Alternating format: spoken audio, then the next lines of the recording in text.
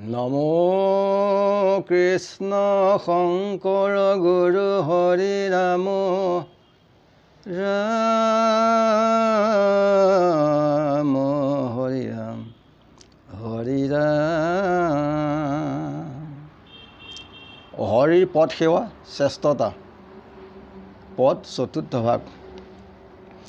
ৰাম সেৱাৰ চঢ়াতে মল গুচয় নিশেষ শুনি উইহাৰ যেন দৃষ্টান্ত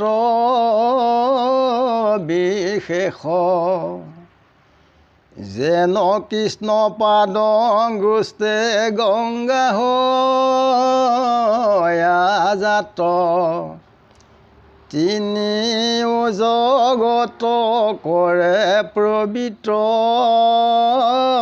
সাক্ষাৎ এবে চিত্ৰ সুধীৰ শুনিও যে নফল পুৰুষৰ গুচিল বুদ্ধিৰ যে বেমল ত্ৰেবে বিষয়ত তাৰ বৈৰাগ মিলয় নিৰ্মল মনত হুৱে জ্ঞানৰ উদয় হৃদয়তে ঈশ্বৰকো সাক্ষাতে দেখয় ত্ৰেবে সুখে দুৰ্ঘোৰ সংসাৰ নিস্তাৰয় কৈলো হবি সবজতে কফলচয়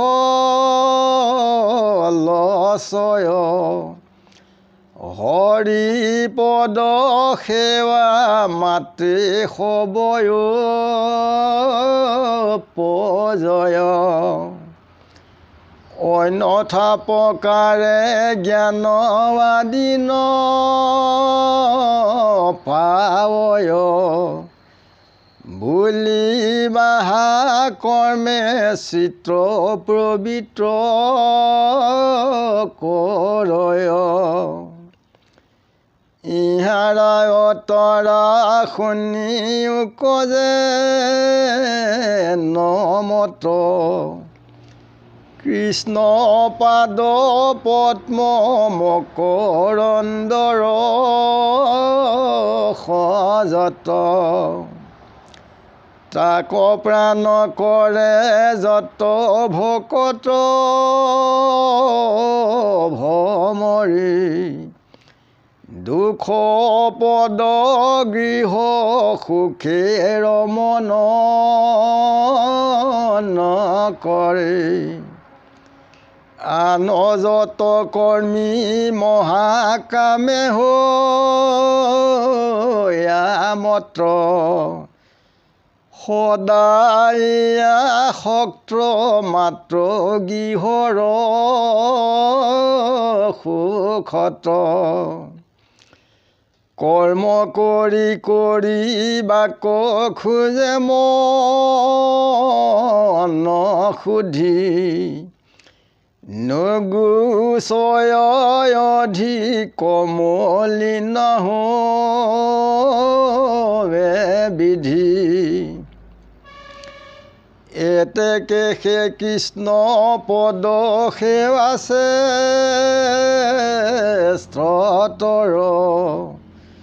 শ্ৰদ্ধা মাত্ৰ কতে মল গুচয় চিতৰ এই অৰ্থ কৰো স্পষ্ট ব্ৰহ্মাৰ বাক্যত বোলন্ত কৃষ্ণক স্তুতি হৈয়ায় বনত শুনিওক কৃষ্ণ কৃপাময় মহেশ্বৰ আনে মানে ভোগলৈ তজু প্ৰসাদত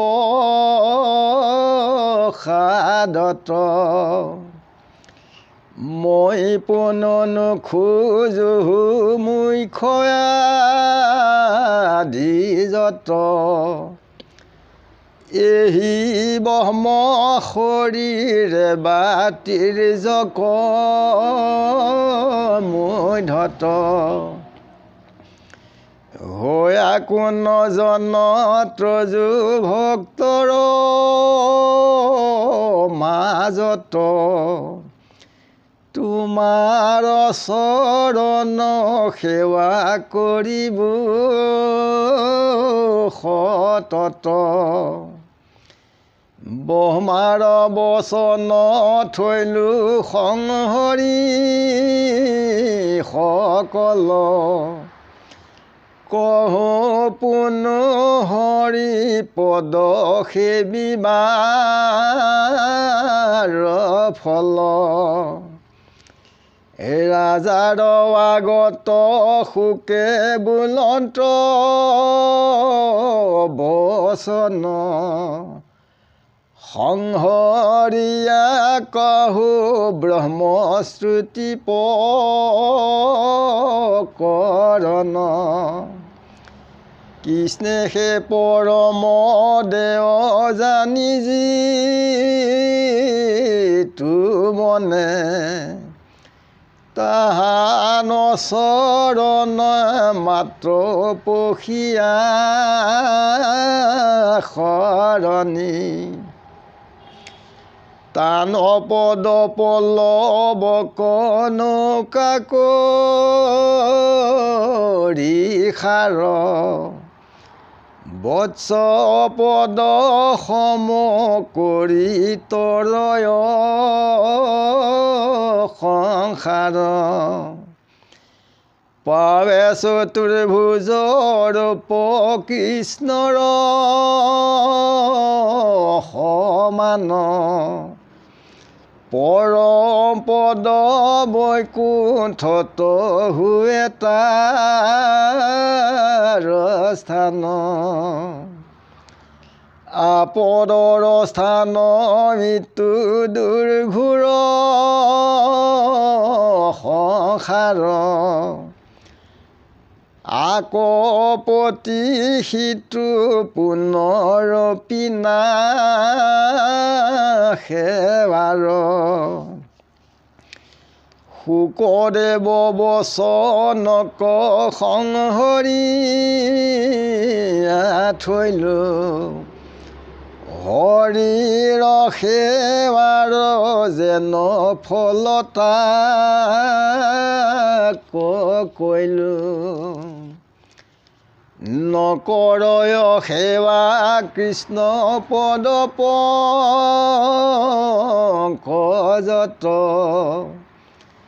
দেখা তাৰ ফল মুচুকুন্দ বচনত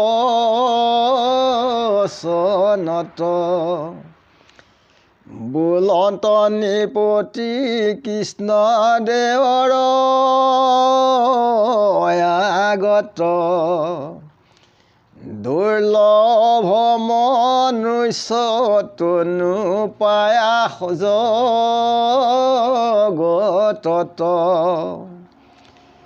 যতন নকৰে সাধু খবৰ সংগক নভজে তোমাৰ দুই পদ পংকজত কৰে আশা মাত্ৰ মিছা বিষয় সুখত পাৱে যাক সুখে শুকৰাদি শৰীৰত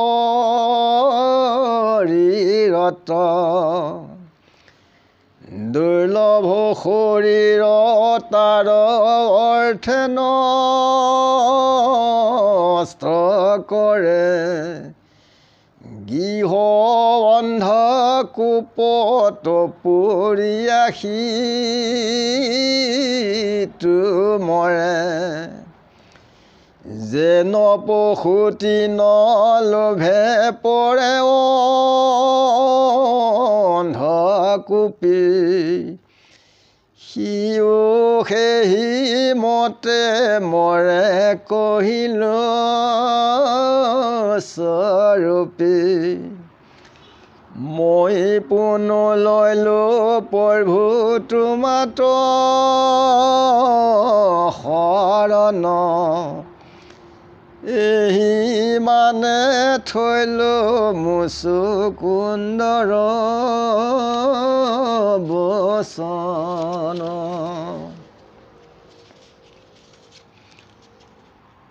আমাৰ শৰীৰত যিবিলাক মনত মল আছে ঈশ্বৰ কৃষ্ণৰ চৰণ সেৱাতহে এই মল দূৰ হয়।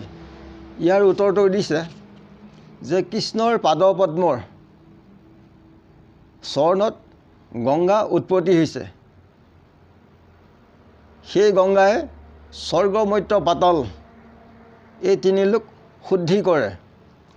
যে পুৰুষৰ যেতিয়া মল হয় তেতিয়া চিত শুদ্ধি কেনেকৈ হয়,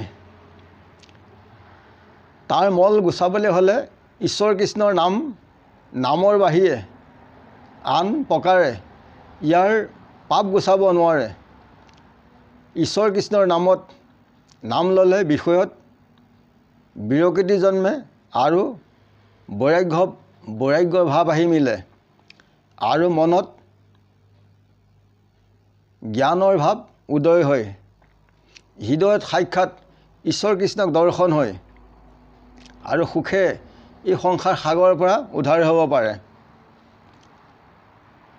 যে হৰিপদ সেৱা কৰিলেই সকলো যিখিনি মনৰ বাঞ্ছিত স্ব অভিলাষ সকলো গৰাকীয়ে পূৰণ কৰে। যে কৰ্মে কেতিয়াও চিত শুদ্ধি কৰিব নোৱাৰে।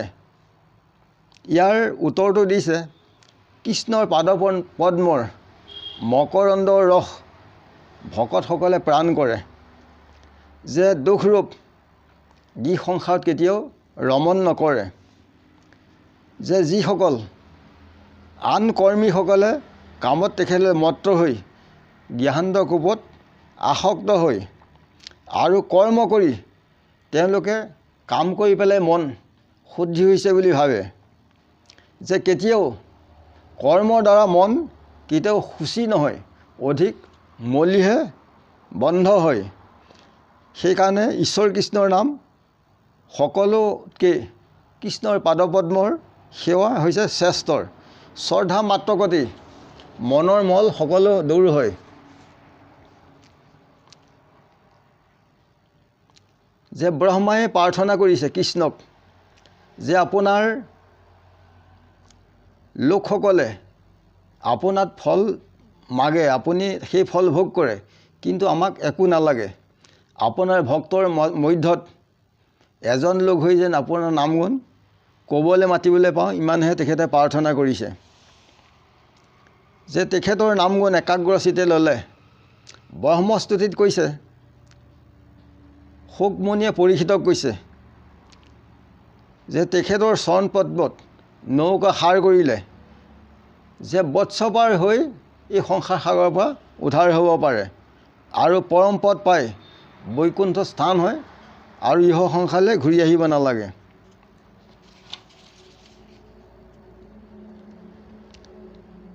যে কৃষ্ণৰ পাদপদ্মত যদি ভক্তি কৰা নাযায় তেতিয়াহ'লে আমি তৰিব নোৱাৰিম।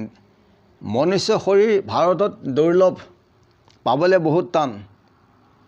যদি আমি তেখেতৰ চৰণত আমি ভজনা নকৰোঁ, কেৱল বিষয় সুখত থাকিলে আমাৰ জন্মলৈ অসাৰ্থক হ'ব। এয়া বিষয় সম্বন্ধ সুখ গাহৰি জন্মটো পায়। যে মনুষ্য শৰীৰ বিনষ্ট কৰিব নালাগে, গৃহান্ধ কোপত নহ'লে পৰি আমি মৰিব লাগিব। যেনেকৈ পশুৱে ঘাঁহ বনৰ লোভত অন্ধকূপত পৰে, ঠিক আমিও তেনেকৈ পৰিব লাগিব। সেইকাৰণে ঈশ্বৰ কৃষ্ণত আশ্ৰয় হৈ তেখেতৰ নাম গুণ লৈ আগবাঢ়িলে সকলো লোকৰ মংগল হয়। নাই শিকি টকা হানি কৃষ্ণৰ সেৱাত শৰীৰতো নাহিছম জানিবা সাক্ষাৎ। যে ঈশ্বৰ কৃষ্ণৰ নাম ল'বলৈ হ'লে টকা শিকি পইচা নালাগে। নাম ল'লে মাত্ৰ হোৱন্ত সন্তোষ কিনো কৃপাময় হৰি। তেখেতৰ আশ্ৰয় লৈ তেখেতৰ চৰণ সেৱা কৰিলে উত্তম হয়। ইমানতে আমি ৰাখিছোঁ। গুৰু কৃষ্ণ কৃষ্ণ মহাৰাজ হৃদয়ানন্দ কৃষ্ণ কৃষ্ণ।